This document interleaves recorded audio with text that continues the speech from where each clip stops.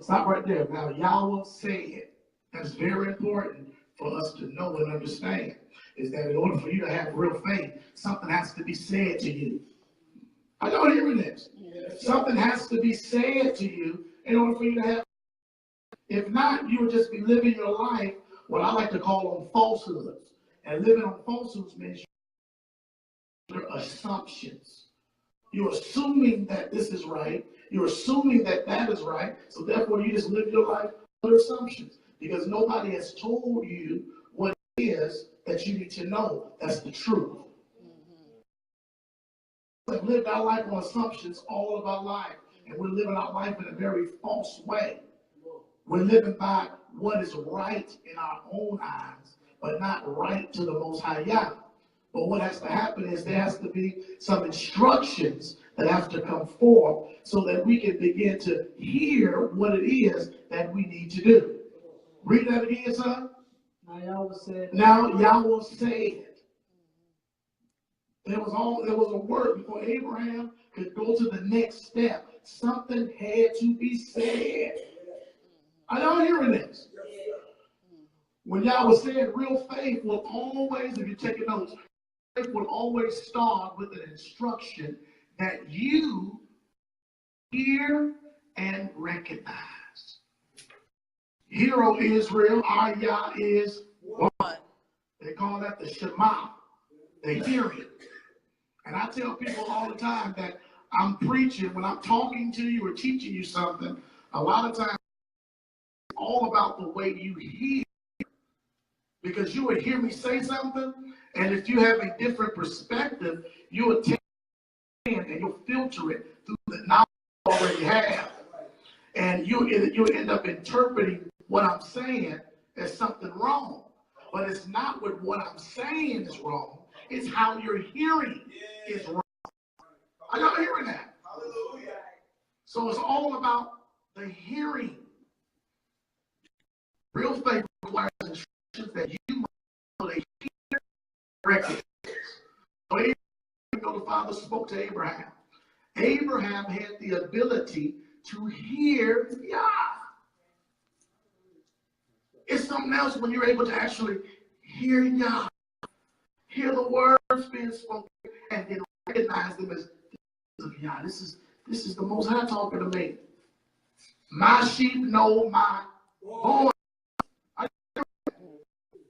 So, come on, what do you hear him say? Now Yahweh said unto Abram, get thee out of thy country, from thy kindred, father's house, into a land that I will show you. Can you imagine being 75 years old, all of a sudden being told to get out of your country, to get out among your kinfolks, get away from your father's house, and you're 75 years old? You're already established, you're already settled, you already know everybody in the town and the land, you already got your comfort zone, everything is all good, and now the Father is taking you up to a whole different place, whole different level, and you're being told now to get out of your country. Are y'all hearing this? Go to some place that I'm going to show you. Imagine what the wives. What you mean go somewhere where you're going to show? I want to know before I leave. Ain't that most of our attitude? All right. So he said, go do all of this, and I'm going to show you as you go. Because you grow. Y'all hear this? All right, what do you say? And I will make of thee a great nation. So in other words, if you go and do what I tell you, this is going to be the result of what's going to happen to you. I'm going to make you a great nation. Come on. And I will bless thee. Come on. And make thy name great. Come on. And thou shalt be a blessing. So look at all that he's going to get if he decides to do this. Come on, what happened? And I will bless them that bless thee, and I curse them that curse thee. That sounds pretty good, though. I'm going to bless you. Bless you, and I'm going to curse everyone that curse you. Come on. And in thee, families of the earth be blessed. Some of the families. Oh. Just a few of the families. Oh. All of the families of the earth are going to be blessed. Then what did Abraham do? So Abraham departed, as the Lord had spoken unto him. So there was an instruction. He was able to internalize and recognize that this was the Most High Yah, And what did he do? Depart as the instruction was given to him. He obeyed it. So real faith, if you're here, real faith means if you can hear, you must confirm what you hear. Somebody say, I got to confirm what I hear. See, these are the steps of faith. Because at this point, Abraham didn't have no faith. But he is called the father of faith. But it started with him hearing and recognizing the instructions of Yah.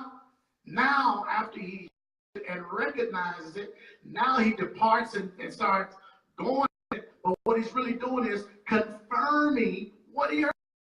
Because he don't really know if it's true until he does it. So that's what a part of your faith. The word confirms means you don't really know if it's true until he does it. Right. So that's what a part of your faith. The word confirms means to make firm or firmer, to validate. When the Father tells you something, you have to go validate to see is it true or not. To remove doubt and by an undisputable fact or undisputable fact. I'm gonna pack up, let's go. Y'all hearing this? All right? Come on, Genesis 12:2. And there was famine in the land. And Abram went down to Egypt to sojourn there, for the famine was grievous in the land. Now he was driven by a famine into Egypt. So here you go. He packed up everything he had, and all of a sudden now there's famine in the land. Where he was told to go. Where he was told to go. Ain't that something?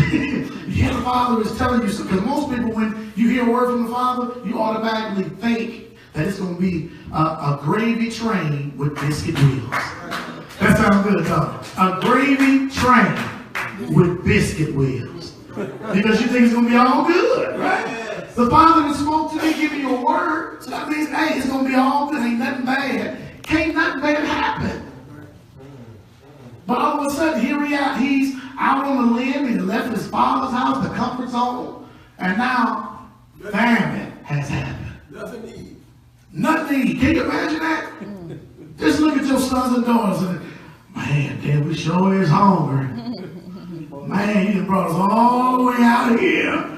We could have went to granddad's house, grandma's house. They got plenty of food. Y'all know how we are, right? Right. So he was driven by famine into Egypt. And what happened? The Lord plagued Pharaoh and his house with great plagues because of Sarai, Abram's wife. So not only was he hungry, but he went down there and got his wife taken from him. But the father plagued the Pharaoh's house because of his wife, and Sarah was restored back to Abraham. Remember, he's trying to confirm what he was just told. He was told to go to a different place. And you know if his wife got taken from him and was never restored, he couldn't be no father of many nations, could he? No. Can't be no father of many nations without a wife, can you? So it didn't look good up to that point. But now things are turning around. He got something to eat while he was there. He got his wife restored back to him. And not only that, he walked out there with silver and gold and all kind of stuff. So it was a little testing of his faith to build his faith. The name of this ministry is called Building Your Faith. That's the name of this ministry. So real faith means you have to continue to train and practice. In other words, do what you have been taught to do as you keep confirming what the Father has told you. Father told me to stop playing for churches. And that's all he had said. I said, what does he want to tell me? It's like it's something he won't tell me by me continuing doing that. I got to stop doing something. I know. That you like. That I love. I didn't see nothing wrong with it. What would be wrong with me to play for churches? I've been doing it since I was 12. But when I stopped, that's when I began to get truth and understanding on this type of a level. And I thank the Father for it.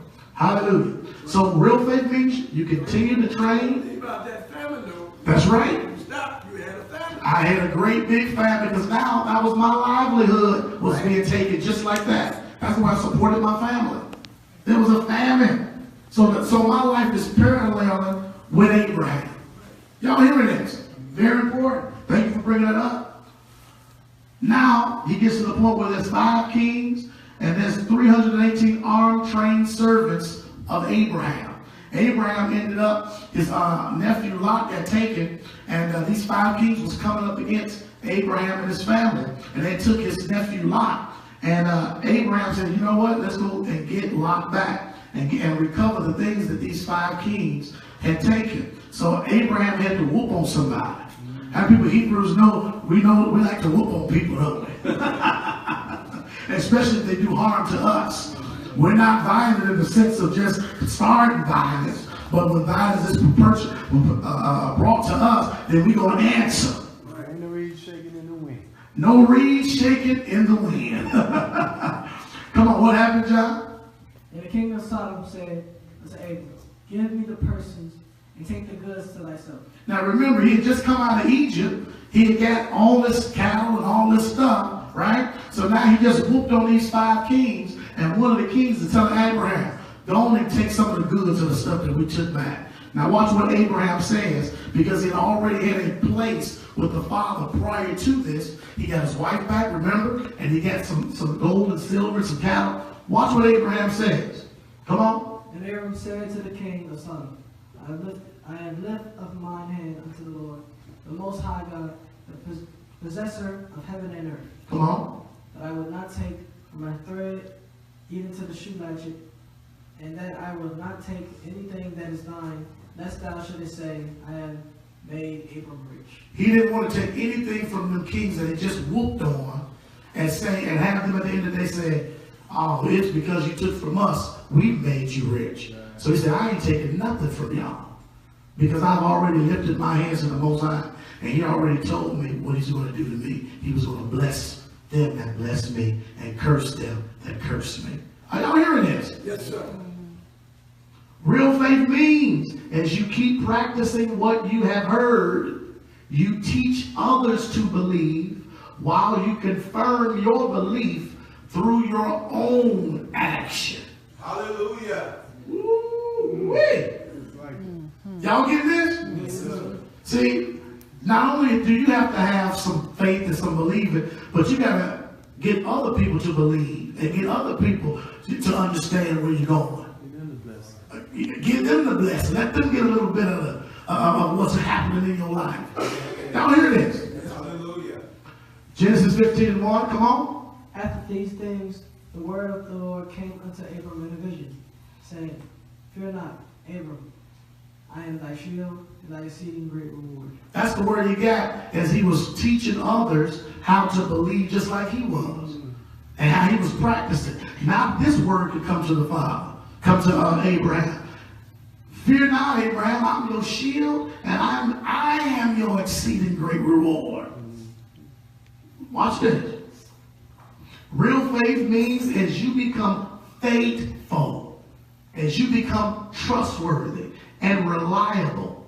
In other words, now you're ready to get some responsibility. Now he's ready to give Abraham that word of being, the father of many nations. He's really now, we're about to see this thing start manifesting and coming to play. But it became because he started at this point of his faith walk and building his faith. He had become faithful, he had become trustworthy, and he became reliable. Somebody say, I got to be faithful.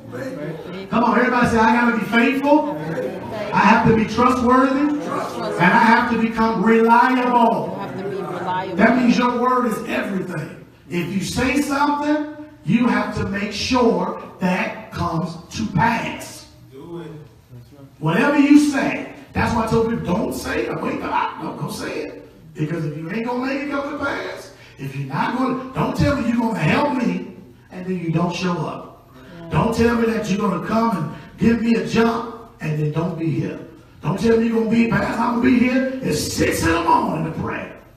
And don't show up. Whatever you say, whatever your word, whatever goes out of your mouth, you have to make sure you're faithful and trustworthy and reliable because of what you say. Are y'all hearing that? Yeah. That's how your faith begins to build, and that's how the confidence of others get built too. Because they say, man, everything he says, everything he says, it's going to come to pass.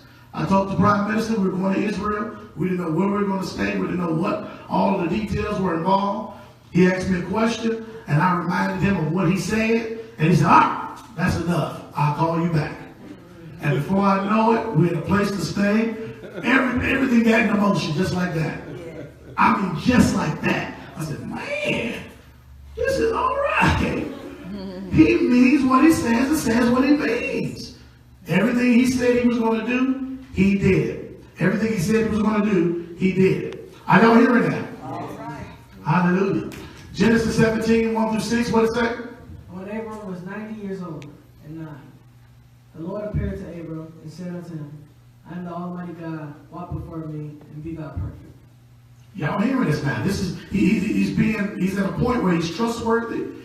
We're going to that part. Watch what happens. He was 99 years old, and Yahweh appeared unto him. And what did he tell him to do? Walk perfect. Walk before me and be thou perfect. And we know perfection doesn't mean doing everything right. Perfection has to do with becoming spiritually mature. Spiritually mature. Spiritually mature. That don't mean having everything right, because we're humans, we're gonna make mistakes. But we can become spiritually mature in how we're conducting our lives and our affairs. How many people agree with that? I do. What did it say? Come on. And add to it. Come on. Is to perfect is doing what you're supposed to do at the time you're supposed to do it. That's perfect. Hallelujah. Ain't that beautiful? Doing what you're supposed to do at the time you're supposed to do it. Right. That's perfection. Perfection. Can't get no better than that, can you? I'm doing what I'm supposed to do in the time. Hallelujah. Come on, what it say? And I will make my covenant between me and thee, and will multiply thee exceedingly. And Abram fell on his face, and God talked to him. Now he really talking. Father's talking to Abraham. He's talking to him. And Abraham is receiving. What did he say? As for me, behold, my covenant is with thee, and thou shalt be a father of many nations. So now he's confirming that word. You're going to be a father of many nations, because through your life, you've built your faith to this point. Look at what it said. Neither shall thy name any more be called Abram, but thy name shall be Abraham. My father of many nations have I made thee. Changed his name because he got to a place where he was faithful, trustworthy, and reliable. And he said, look here, I'm going to change your name. See, how many people are ready for your name change? That's when you get to a certain place in the Father. Get a certain place in your faith. Now your name can be changed. Come on, what is that? And I will make thee exceedingly fruitful, and I will make nations of thee, and kings shall come out of thee. Y'all see all the reward that's coming from him being reliable, trustworthy, and faithful. Come on. So real faith means, in my conclusion, real faith means you become the trainer. You become the educator. Yes. You become the craftsman, the artisan, and ultimately the master. Say, I'm the master. The Bible does say, speak those things that be not as though they were. Say, I'm the master. So he is getting to the point now, he is about to master his faith. And this is how we know Abraham got to this point. Last verse. What did it say? And Isaac spake unto Abraham his father, and said, My father. And he said, Here am I, my son. And he said, Behold the fire and the wood, but where is the lamb for a burnt offering? We're about to find out how Abraham became the master or the father of all these nations. Look what happened. And Abraham said, My son, God will provide a lamb for a burnt offering. So they went, both of them together. Here's Abraham is being told by the father to go sacrifice your son. The son that I promised that you was going to have. But now I want you to have one more act of faith. Because for some reason we don't think we're going to be tested, proven, and tried. Yes. Yes. We are going to be tested, you're going to be proved, and you're going to be tried in the fire of affliction to see what you really made out of. But just like they wrote, though I've been tried in the fire, I'm coming out as what? Pure gold. Hallelujah. Come on, what it say? And they came to a place which God had told him of. And Abraham built an altar there, and laid the wood in order, and bound Isaac his son, and laid him on the altar upon the wood. So now Isaac was willing to lay down on an altar. So it shows that what was in the father faith was also in the son. Faith. Took faith for Isaac to lay down. And this way the little old boy either. He's older. He's, he ain't 2 or 3 years old. He's a big boy. And he's laying down to be tied up, to be a sacrifice. So that shows the faith of the father was in the son. The son was having his faith developed as his father's faith was being developed. Come on. And Abraham stretched forth his hand and took the knife to slay his son. The angel of the Lord called unto him out of heaven and said, Abraham, Abraham. And he said, Here I am. And he said, Lay not thine hand upon the lad, neither do thou anything unto him. For now I know that thou fearest God.